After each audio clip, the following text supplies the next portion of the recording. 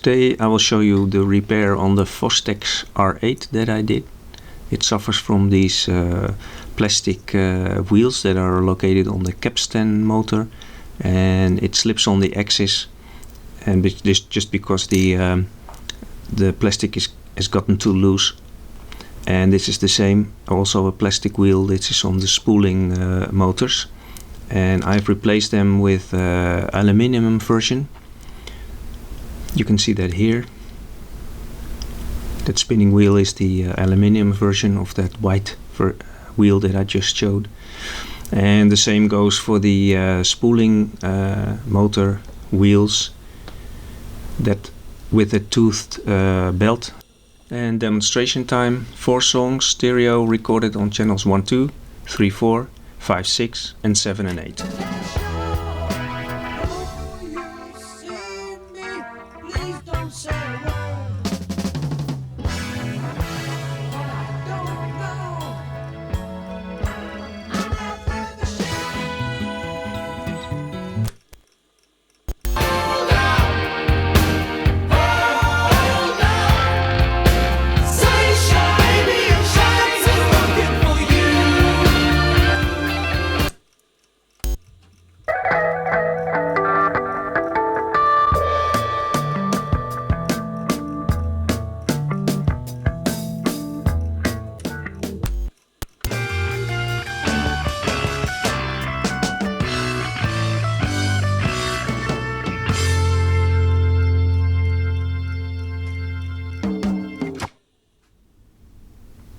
Still a small problem though.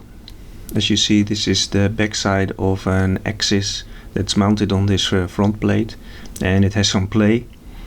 Here you can see it from the side. You can see it wobbling. It definitely has some play, and that causes the right tension roller arm to have some play. And here I move it in the correct position, and here I let it go again.